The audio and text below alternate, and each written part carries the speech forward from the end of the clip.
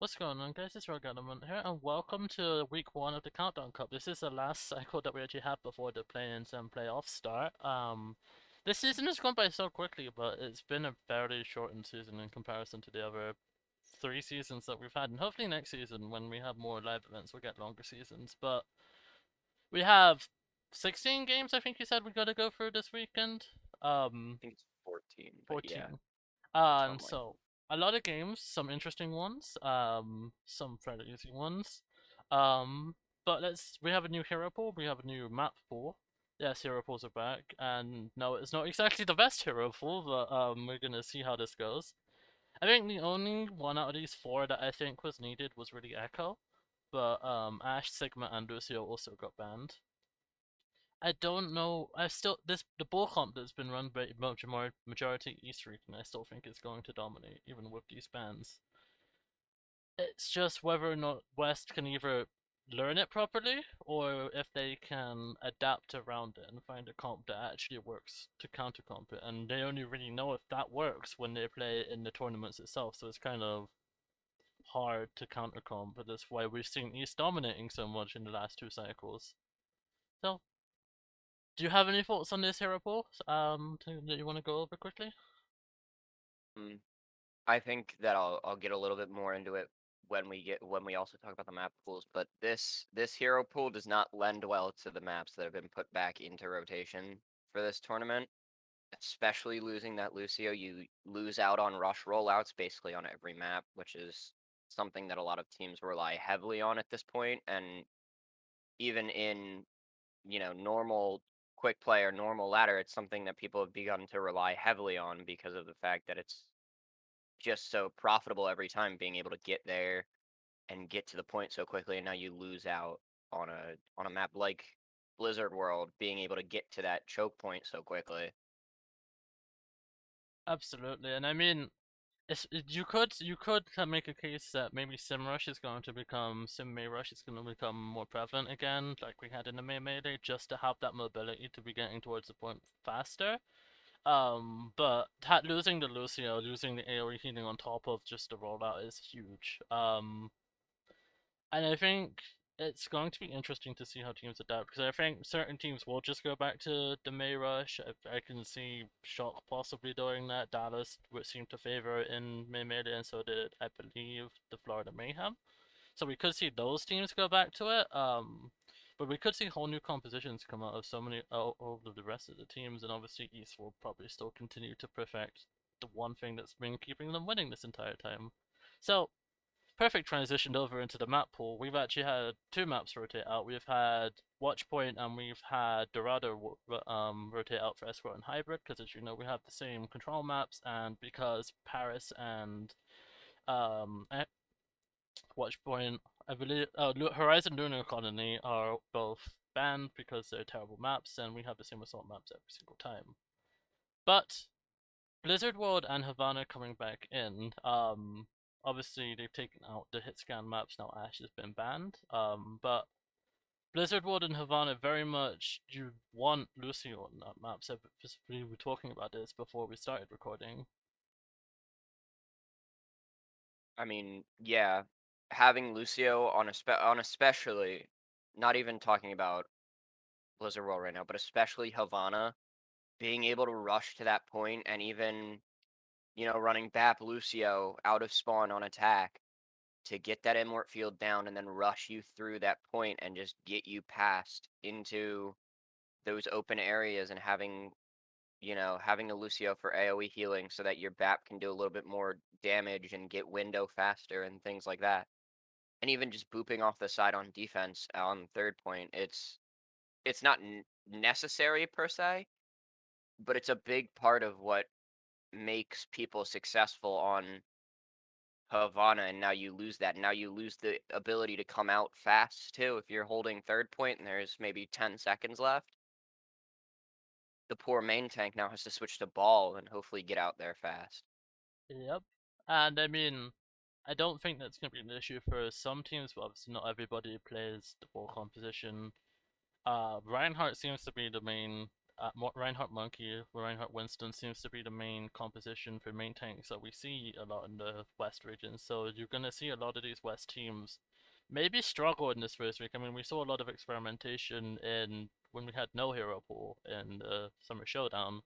So I get the feeling it's going to be very very experimental comps, especially for this first week while they're just getting their bearing with this hero pool, and then we'll probably see a meta settle in by the second week, and then going forward from there. Um, so yeah, we have, like we said, we have 14 games to go through. Starting off on Friday, we have Dallas Fuel stocking up against Paris Eternal, who actually had a decent run in the Summer Showdown. They made it to the knockouts, which was their first appearance in the knockouts since the Summer Showdown of last year.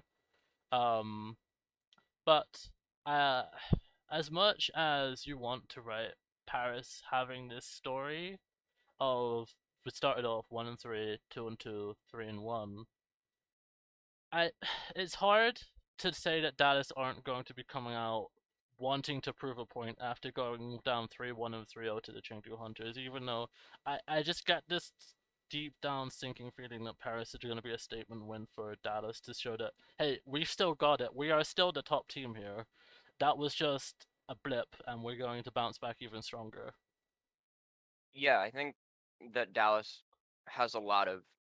I don't want to say they have a lot of stuff to prove going into Countdown because I think they've already made their statements pretty clear, pretty loud and clear every tournament that they are the top of NA without question at the moment. But I think beating a team like Paris, who's kind of finding their stride and taking them back down to maybe that mid-table level where they really should be right now, is going to be a good statement for Dallas, saying we can, like you said, we can still beat these teams. It's not a fluke that we came in and lost, and it was the all APAC grands this time, that it was just a slow day and maybe they were tired or they didn't prepare for Chengdu the way they should have. But I can't see this going any other way but to Dallas at this point. Yeah, I think this is definitely a Dallas win, and just picking up on that Chengdu, it was really tough for it to be in Dallas's position, especially in that tournament, because they just come off of a 2.5 hour series against the Atlanta Range, who took them right way to the end, so they were on fumes by the end of that stream, and to come out and then lose, they just wanted it to be over with. I don't. It's hard to fight after you've just been taken to your limit and then come out again and do it again in any sport, and even in esports. It's like that being in that losers bracket is you pressure the fires up your ass the entire time. Yeah. And you can't really blame them for coming out tired after that series. They put their heart into that Atlanta series. But like we were saying, I think this will be a 3-1 win. I think Paris have the ability to take a map.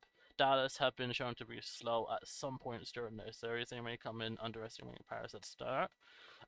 They might not, because obviously Paris have had that run, but I still think Paris have it in them to take at least a map off of Dallas. I think I'm gonna go 3-1 for this one.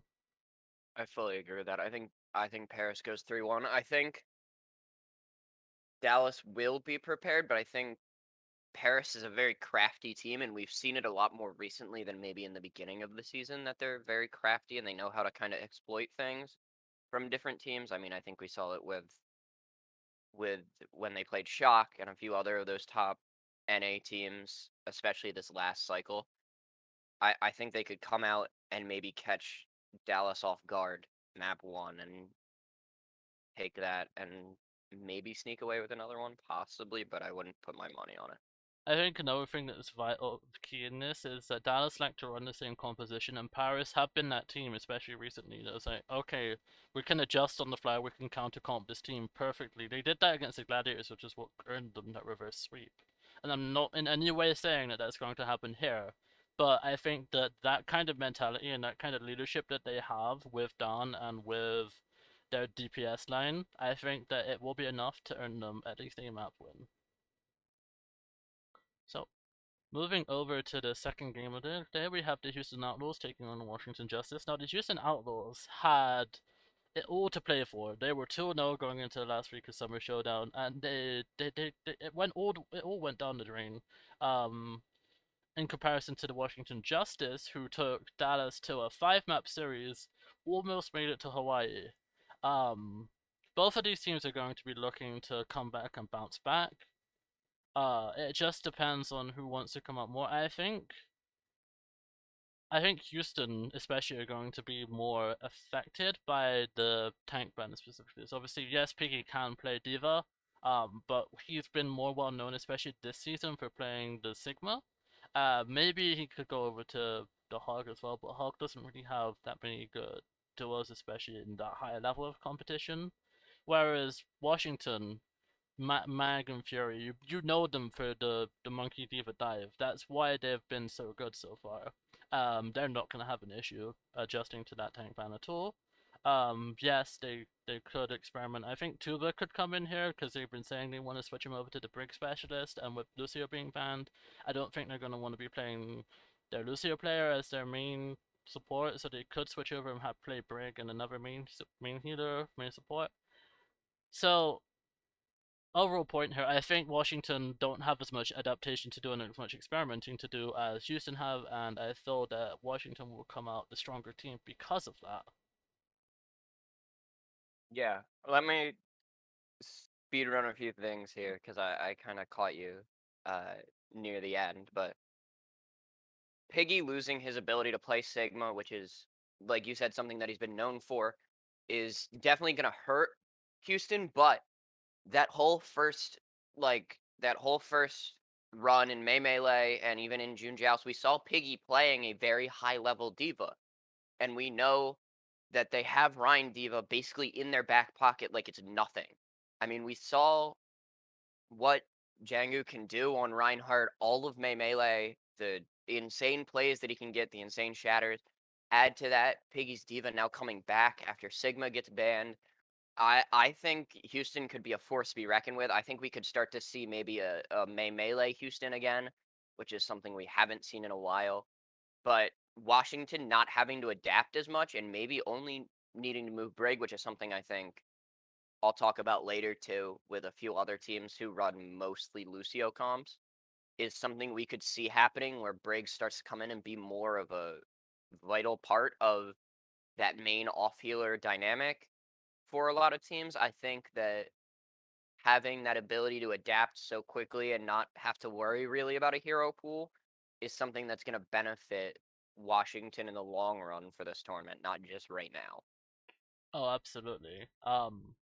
And speaking of what you said, I think that this will be a close game. I don't think by any means Washington are going to take this by a long way, but I'm gonna say that it's gonna be a 5-map, and I think that Washington will take it 3-2.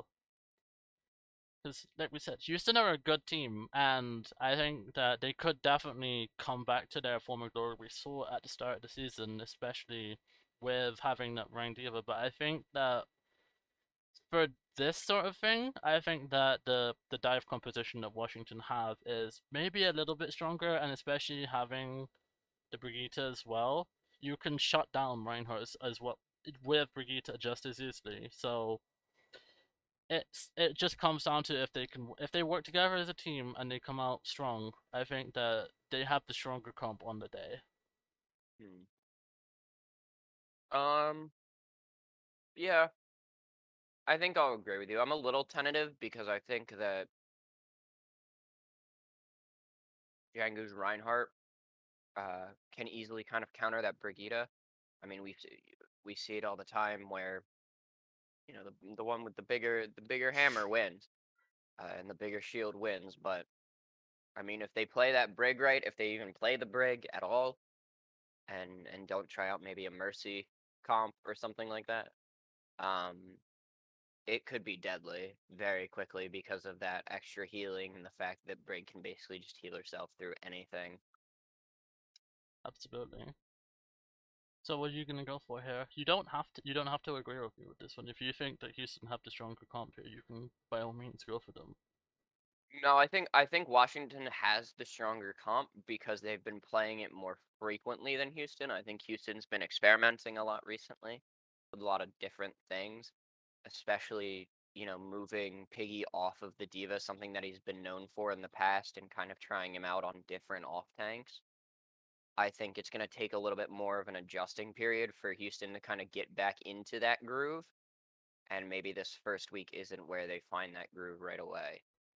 So moving over into the first games for APAC region, we're starting off with the Hangzhou Spark versus the Seoul Dynasty. Now, the Seoul Dynasty pretty much they win here. They win their first, at least their first two games, and they're guaranteed to be in the knockouts. Or sorry, the play-in tournament and the playoffs. Hangzhou Spark is still fighting for their place. I believe at the moment they're tied with the Philadelphia Fusion and the New York Excelsior for that fourth position. So both teams have something to fight for here. Hangzhou Spark have been known to take these Hopper APAC teams to the limit, and sometimes even beat them. We saw that with the Shanghai 3-0. I believe they've beaten the Seoul Dynasty in the past. If not, they've made it close with a 3-2.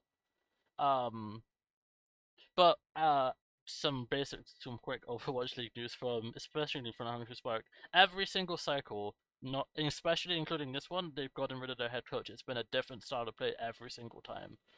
So going into this tournament as well, it's a new head coach coming in, and we have no idea how they're going to be playing.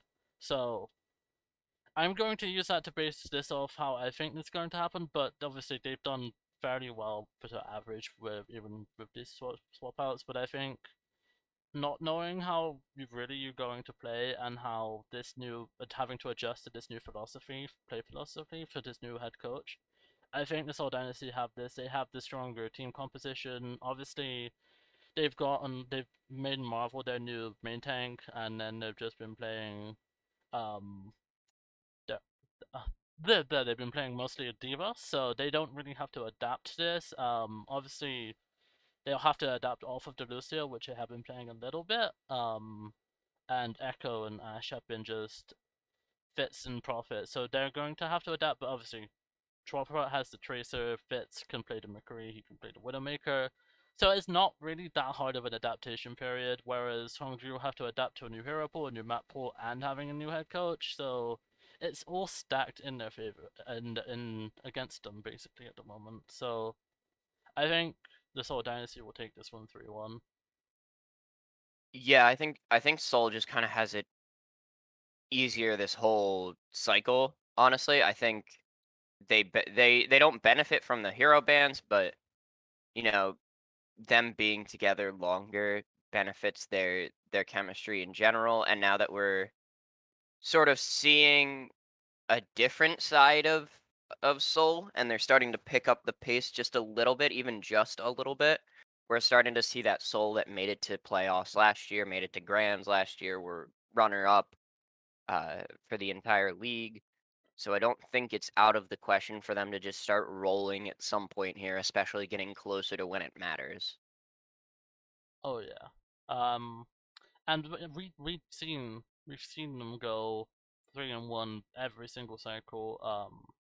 And especially coming into this, I think that they're going to be making the push. They're going to want to make this tournament to get those extra points to secure that second place. It just comes down to whether or not they face the Hunters, apparently. If the Hunters don't make it in, and they don't face the Dragons, then Seoul will make it in. But every single time they've either lost to the Hunters in a 5-map series, or they've just crumbled against the Dragons. So it's just down to how well they can counter comp those top two APAC teams. At the moment, I think that especially after that last grand finals, Chengdu and Shanghai are solidified as the top two in APAC. Even though Seoul, yes, they're above Chengdu, they have the same record. Map differential, I think, is the only thing separating them at the moment. So Mhm. Seoul really need to start proving that they want to be that second place team because Chengdu are making a good case for it at the moment. Even though they did completely screw up the grand finals, they still made it to the grand finals, and Seoul can't even say they did that. So Mhm. this will be a win for them 3-1, I think. Yeah, definitely. Alright, this next yeah, okay, we don't even need to talk about this next one. This is Yeah, no. Excelsior wins 3-well. Yep. Okay, next battle. If you're I a mean, do we need to talk about this one? I feel like we both know where it's going. Yeah, Shanghai have beaten them 3-0 in the last cycle. Philadelphia Fusion haven't really found their stride against these top teams. They've been solidified as probably about the third or fourth in APAC, and their record doesn't really help them at the moment. And this cycle doesn't really help them if we're being completely honest. But I think this is even gonna be a 3-0 or a 3-1. If Philadelphia Fusion can come back with a comp for this poor composition, then maybe they can come back into this. But God, I don't think we're gonna get that 5-map series we saw in the May Melee knockouts at the start of the season Oh. ever again. So I'm just gonna say I'm gonna go 3-0 to Shanghai Dragons. I'll give Philly the benefit of the doubt because it's my home team. I'll give them one. There you go. Just Constellation one. prize. Just Yeah, one. exactly. Okay, we don't need to. Wow, APAC, we're just speedrunning APAC this week. I don't think we need We to talk. really are. I don't think we need to talk about this next one either, really. But this is the double points one, so you're gonna want to get this one right. If you think that this is going to be a 3-1, then stick with your gut. But And say it's a 3-1. but New York Excelsior, a I bit floppy team. Kalios coming in could make a difference at some point. Kalios has come out really strong in the Summer Showdown, but is anything? I don't think anything is stopping Shanghai in APAC at this point. no, I don't think anybody can really stop whatever they're feeding Shanghai over there because it's just kind of turning into a steamroll anytime anybody even looks at them at this point. So, Yep, so I'm gonna go 3-0 again. yeah, 3 I Overwatch. kind of have to. We love 3 Overwatch. All right, last series for APAC this weekend. This has the potential to be a closer one. Both of these teams, well, at this point, I know that both of these teams will be 7-6 coming into this game because with these predictions they both will have lost. They both need to win this if they want to stay in that race for playoffs. So I can see this being a very close one. Both teams putting their all into this. Um, They're both tied. They're gonna stay tied if it goes the way that we think it's gonna go. So this is basically that. This is the game that will decide who is fourth in APAC. Absolutely. And going into this, yeah, Shanghai, Philadelphia have Okay. they have the star power, as a lot of the casters, a lot of the talents will put it. But I think that Hangzhou have the drive and the willpower to push through this. I don't think the Fusion have found the stride with this new team. It's not a new team, but with these additions, I don't think they've gelled as well as everybody was hoping to them. Funny Astro has been good, but Lucio just got banned. Um, Yeah. so it's gonna be how they adapt to this. And obviously Carpe, he's known for Ash, but he's also known for McCree, so Carpe, he'll be fine. Rascal can play other things. Rascal's gonna be fine. EQ, well, mostly has been playing Sombra, so he should be fine. So it's not gonna be really the bans that's gonna be affecting them. It's have they got that key team chemistry down, which we know Hangzhou have. But at the same time, you have to take into consideration the behind the scenes changes for Hangzhou. So they have the team chemistry there with all of them. It's just whether or not they've adapted to this new player style. So I could see this going either way. I think I'm gonna give it to Philly because I think that while they're not gelling, at least they have a consistent style of play and they have a consistent head coach and they're not trying to conform to different um base settings. matchups every week, Yeah. basically. Yeah. I So I could go either way though. I think yeah, I think I'm gonna agree with you on that one. I don't 3-1 or 3-2 though. Uh, hmm. It just depends. Um, It depends on how Hangzhou come out in the first game. If they look awful, I think this will be a 3-1. If they come out and maybe put up more of a fight against the Seoul Dynasty, then I think maybe they could take it all the way. I'm gonna go 3-1 for this video. I'll go 3-2 because I think that they do have at least a chance sneak a couple off of Philly. Alright, so moving into the Saturday games for the NA region, we have starting off the Boston Uprising, who made a wild run in the Summer Showdown, going up against the Paris Eternal, who equally had the same run as Boston Uprising. Boston, I'd say, apart from Paris's win against the Gladiators, had the more impressive wins. Paris had a fairly easy run to get 3-1, apart from having to reverse sweep the Gladiators, whereas Boston 3-0ing the Houston Outlaws was a complete shock. That was a speed run. That wasn't even just a close 3-0. That was just a straight up speed run for against the Outlaws. And if they can come up with that same flair, that same energy, I think Boston wins this. But equally, Paris have the ability to counter comp. They have Naga, Tuna could come out very well, Khan, Don, Bestola. They have the components to come out and put up a fight and possibly get the win. It's just on the day who comes out stronger, I think, is going to win this series. I really want, as much as I really want Paris Eternal to win this. I think that Boston have the stronger composition going into this. I do too. I think Boston will be that team that sort of surprises everybody again. Obviously not not surprises, but again goes on that weird sort of run. Because there's really nobody else in NA that can do that unless somehow Washington does it, but I don't think that's gonna happen just based on who else Washington has to face this table. So just watch out for Boston again. It could be pretty interesting after this first week. Yeah. I think that they'll take this in a 3-2 series. Paris have the willpower, they have the strength to push through and get map wins. Even when they're on match point and about to go down 3-1, they have the ability to come back at any point. So I think Boston just edged this on that final map 5. I think this goes all the way to the last control point, and it'll be that close. Hmm. I agree 100%. All right, going into the last double points game we have for this week, we have the Atlanta Reign, who came fourth in the Summer Showdown against the Gladiators, who lost to the Atlanta Reign at the last second in the Summer Showdown. So there's a bit of a storyline going on here. Obviously, Atlanta Reign want to come out and get that Hawaii appearance again. This will be the third time running for them. Whereas the Gladiators want that first appearance and they want the revenge against Atlanta Reign. And they've shown that they can take them all the way. It's just those last minute split second decision making that they're lacking, which the Atlanta Reign can just exploited every single time they've been matched up against them. So if they can iron out the minor issues, the Gladiators are a force to be reckoned with, and they have the ability to go on the tear. I mean, they went 4-0.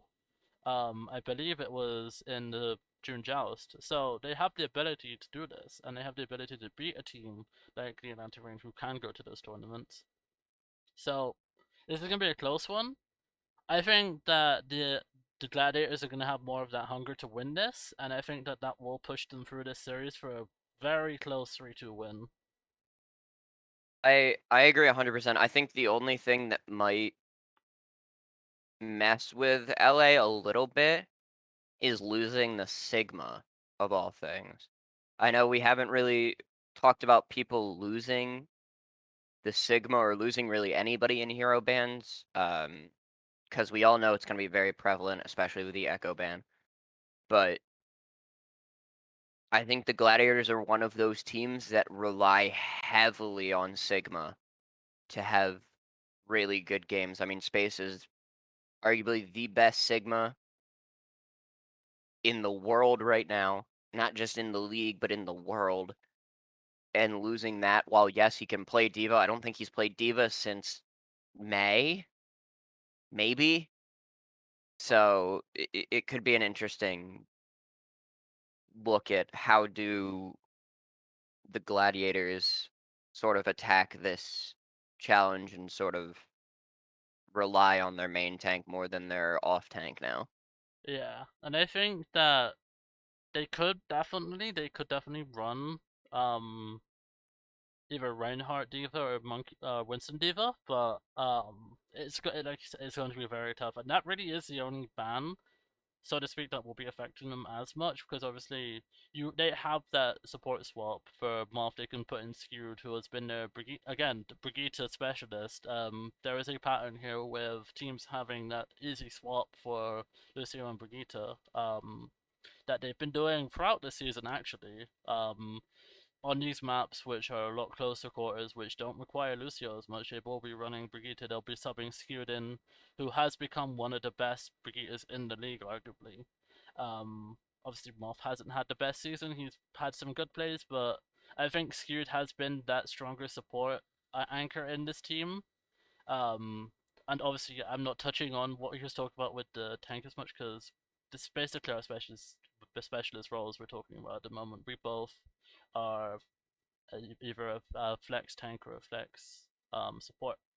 So yeah, the gladiators really will, with the Sigma ban, be a lot more affected than their support bans, and obviously the DPS bans going over that they'll be fine with that. Capster, obviously, yes, the Genji is a lot less to play and he's not really as meta, so Capster may struggle, but Birdring, we've seen Birdring since the inaugural season. He knows how to play pretty much every hit scan in the game at a high level. He will be absolutely fine. So it's just whether or not we can see space at that high level on Diva again, to whether or not we're going to see the Gladiators come out and pull this ring. But I think even that with that, I think that they still have it in them. Space is still really good on Diva. And yes, Hawk and Gator equally they have a good Atlanta have a good diva player. Um, but I think the Gladiators still edge this. I think 3-2. Yeah, I think the Gladiators take it just because they're looking for that revenge, but I'd also be very cautious going forward with the Gladiators. I mean that's been the story of predicting Gladiators wins this entire season. They're never going to win when you want them to win. Exactly. So, moving into the last game of Saturday, this is the game you're probably going to want to watch. We have another story coming to this. Both teams have actually gone on record saying that they want to play each other again. They want revenge in some aspect, because obviously, in the regular season, the Shark have beaten the Fuel 3-1, I believe it was. But it was in a 5-map series 3-1. And the Fuel have taken Hawaii away from the Shark on multiple occasions. So there is a very much a I want revenge on you scenario going on here. Shock looks different than compared to the last time they played Dallas in the June Joust. They've been struggling with their DPS line up a lot. They haven't really found a consistency yet. Dallas have been up and down a lot recently. We saw that in the knockouts, and even going through. Yes, they went 4-0 in the just in the regular season, but they were taken all the way by teams who were not on their stride, like the Florida Mayhem. They went into a 5-map series with the Mayhem. So I think on their day, I think Shock have it in them to beat them, especially if Dallas come out like they have been playing, sloppy at times, making textbook errors. You could even say. I think that any Shock team has it in them to exploit those errors that we've been seeing Dallas making at times. Yeah.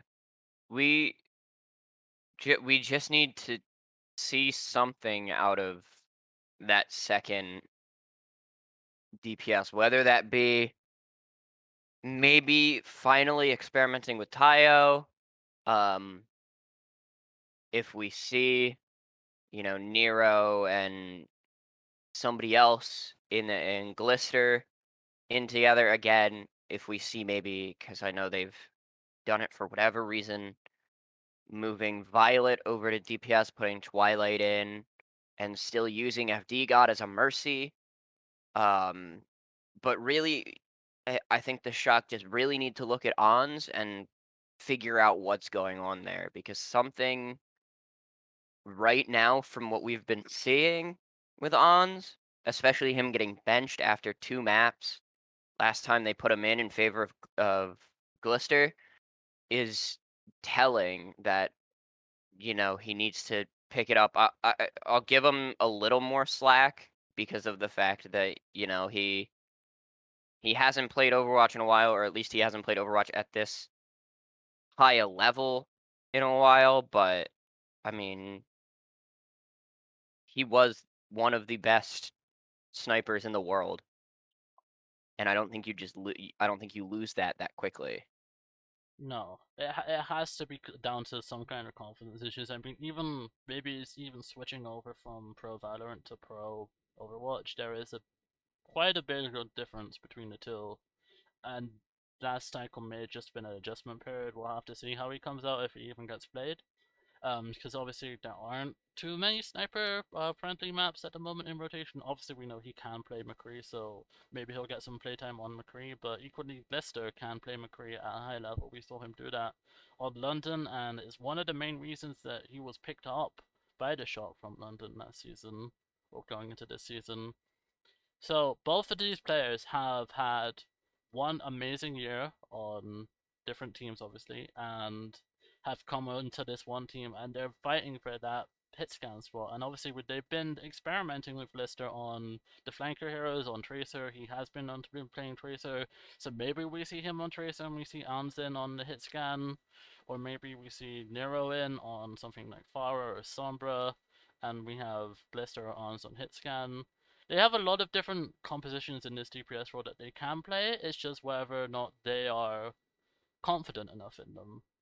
Right. And another thing we haven't really touched on is where their support line goes from here, because I could very much see them playing the Bap Ana support line favorably, having Violet and Twilight in rather than playing FD God. FD God, obviously we've seen him play Mercy at times, but I feel like having somebody like Twilight in who's been more experienced on main support is going to be a lot more, I want to say, stable for a team that's looking to make a tournament. This is obviously their last chance to make a tournament like this until the playoffs come around. So I feel like they're gonna want that more experience in more than an experimental role.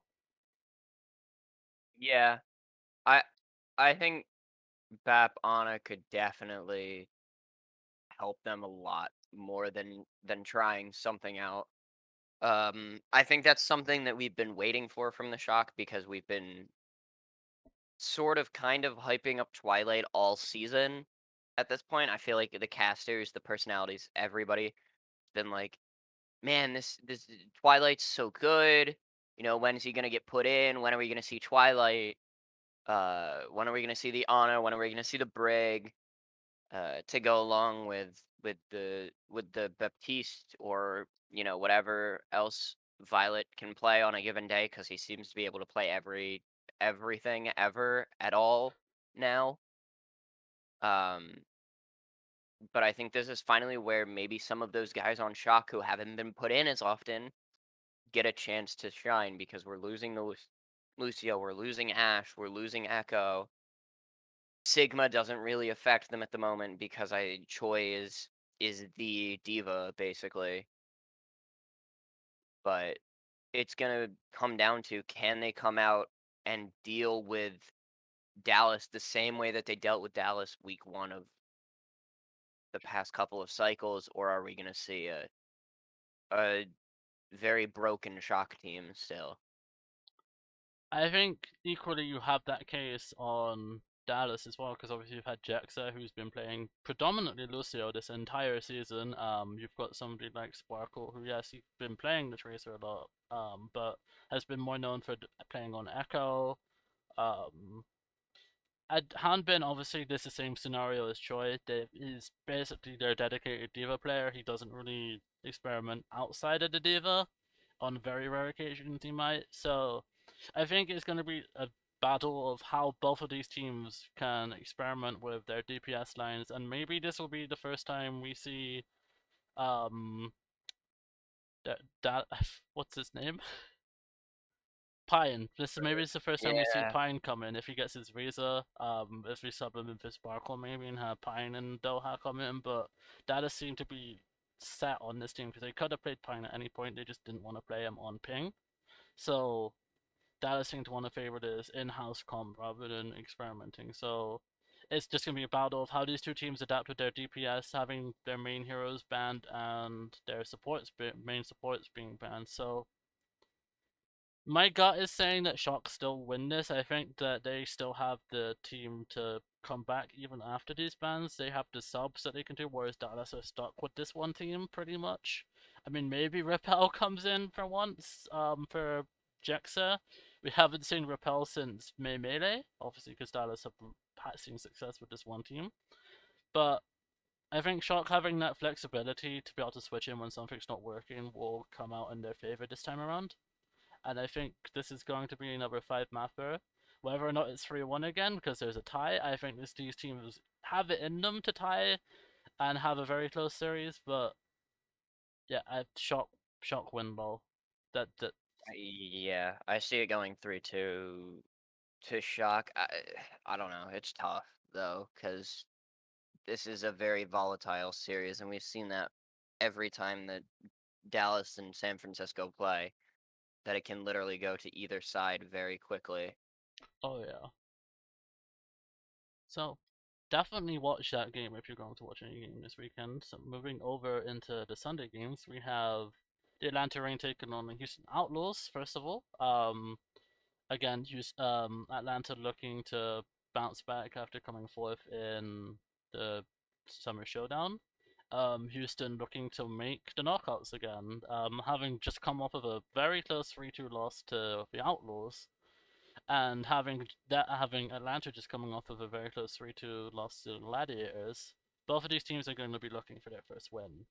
Um, and I think that it's going to be very tough to predict who comes out on top here. Again, I think this is going to be another very close game for both of these teams, and it's going to be who. I mean, Houston coming into this would have had enough time to. They've had all of Saturday off to recharge his batteries, whereas Atlanta being that middle game on the Saturday, then coming into the first game on the Sunday, have had less time to recover and then prepare for the next game. So I think that is going to be a huge advantage for Houston. But it's just whether or not they can get it together, and I think that they can. I think that they have it in them to bounce back and beat a team like Atlanta, but equally, I think that Atlanta have it in them to bounce back on even on this short of a turnaround and beat Houston. I I think that I think Houston take this. I don't think that Atlanta's gonna drop anything past this, but I definitely see this being a very 3-1 or a 2-2, I guess at this point, rotation for Atlanta because they don't have it easy at all. They have Los Angeles, Houston, Dallas, and I guess we'll go more in depth next week too. But they have Florida and Dallas next week, and then that's it. That is their qualifiers. The easiest game they have of all four of their qualifying games is Florida.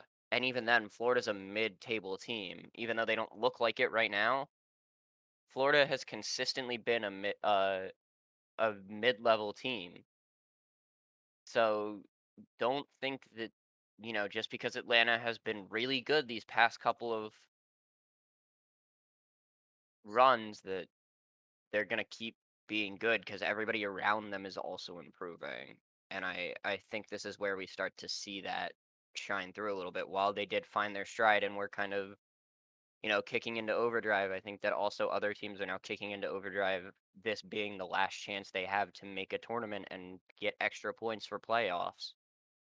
Oh yeah, and especially getting those extra points for playoffs is you want to seed as highly as possible because only the top 3 teams in NA will get to choose who they're going to be playing in the playoffs. Whereas if you get that last seed, then you're going to be stuck with the whatever's left over, and that could be a really hard team. So you're going to want to be fighting for these wins where you can.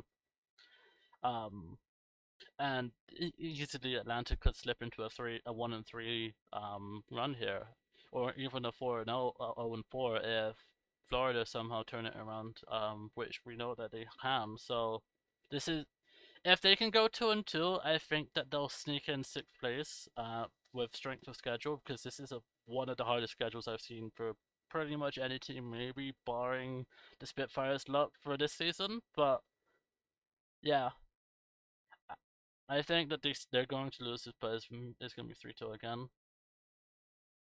Yeah, I think it goes 3-2 to Houston. All right, so moving into the penultimate game of the weekend, we have the San Francisco Shock in action again against the Boston Uprising. Now, Boston have been on a very good run, and Shock have been wobbly, and Boston have beaten a team like Houston, who have also beaten the Shock. So, in that kind of logical sense, and obviously that isn't how it works, and it's not how it's going to work, or it may, but in that sort of logical sense, Boston could win this. But equally, Shock are fighting for their lives to get into a tournament at this point, and I think that that is going to be the fire lit under their ass for this entire month. Um, I think that they're going to win. It's hard backing Shock, but I think they're going to win this. Even though Boston are on the run of their lives at the moment, and they've only really lost two maps in the 2 games in the regular season in the last like 2 cycles combined. I think the Shock have that fire under their ass that they're going to keep winning.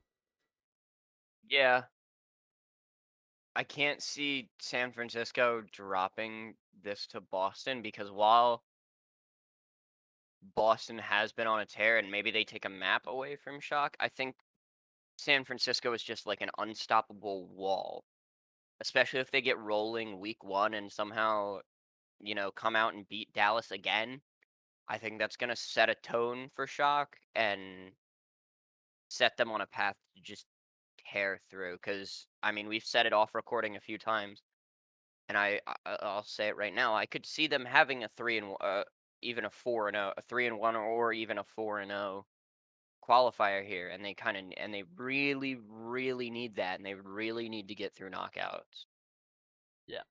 I mean, even a third place finish in the tournament will guarantee them second place, so they have to go 4-0 or 3-1 and get into the tournament to get the extra points. It's just as simple as that. I'm gonna go 3-1 though. I think that Shock have it in them to underestimate teams at times, and yes, they've dominated Boston in the past. Obviously, everybody's known what's happened with the Super Genji video that been on viral, but I think Boston are a different team this year. They have it in them to take maps off of any team on any day. And I'm gonna go 3-1 for this series.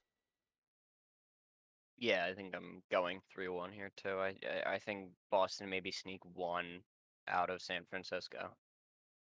All right, so last game of the weekend, we have the LA Gladiators against the Washington Justice. Now, both of these teams are 1-0 coming into this game. Going 2-0 pretty much sets you up for getting in, because 2-2 generally seems to be the way that you get at least 6th place in these qualifiers, depending on your map differential, which both of these teams will be close on, basically neutral, they'll be +1 going into this. So whoever wins this will have the good map differential going in, and if they slip up, they have that wiggle room to basically say, okay, then we'll get 5th or 6th at worst. So what both neither of these teams, so to speak, apart from obviously we've spoken about the Sigma, have as much to adapt to. Obviously, Washington don't really have anything to adapt to, so that could be an advantage for them. But it depends on how Gladiators come out, and if they can win against Atlanta, and even if it's not as close as we're gonna say it is, they can then come into this one with even more confidence. But my heart is saying that with Washington having not only more time to prepare for this game, but having less compositional switches to do, it's going to give them the edge to win this. And I think this is going to be another 3-2, or maybe even a 3-1. It could go either way, but I think no matter what, Washington will win this, in my eyes.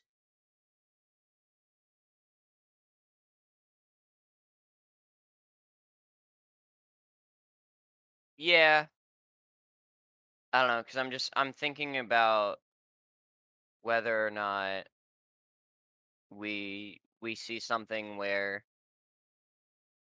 the Spaces Diva finally sort of pops up and is like, "Yeah, I'm here. What about it?" and I could see this going either way for this match. I think I'm gonna give it to Washington for now, but it could go either way. So if realistically, in my eyes, I'd flip this if you're watching it. Honestly, I'd flip this and say that maybe Glads are gonna take it, but it's gonna depend on how the tanks do. And I mean, going into this game specifically, you have the entire weekend to look at how these two teams have been performing, and then adjust accordingly. So this isn't like a tournament bracket where you lock it in and that's it. You can adjust this. So keep an eye out on how these teams are performing and adjust accordingly. So that is going to wrap up our coverage for week 1 of the Countdown Cup.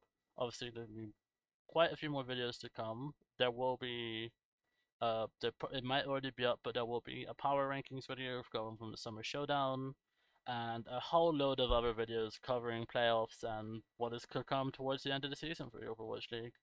I hope you've enjoyed this video. As always, subscribe if you're new, hit the like button, and we'll both see you guys in the next video. Bye! See you.